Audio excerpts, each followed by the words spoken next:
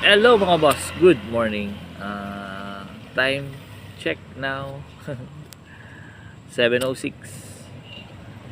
Actually, nandito pa rin naman ako sa Bria Homes, but I tried to make it easy lang. Nag-move lang ako dito sa intersections ng pupunta ng Banyadero and then the Bria. Dalawang ano siya. So, ibig sabihin, dalawa yung matatarget kong place. So, Bria and then Bougainvillea and then dito, somewhere in dun. So, yun. Longganisa po. Longganisa, Sariaya, Quezon. Oh, ayun. So, nakaka 3 kilos pa lang ako. Medyo bumaba yung benta natin kasi siguro yung iba sumisimba pa eh. Yung iba nakabili na kahapon, nakapag-break. I don't know if nakapag-breakfast na sila. Oh, ayan. Doon tayo.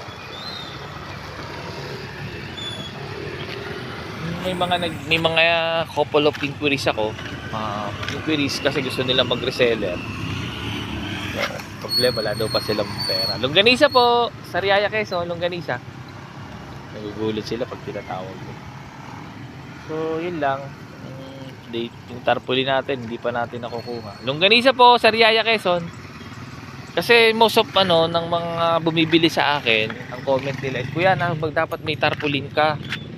Sabi nilang ganun. Para at least nare-recognize kahit sa malayo yung item mo. Longganisa po, Sariaya, Quezon. Unfortunately, hindi pa namin nakukuha. Ang commitment kasi nung gagawa is kahapon.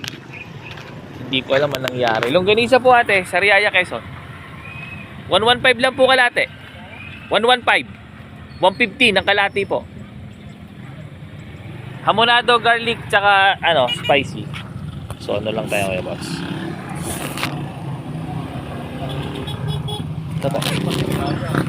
Ay! Pupo.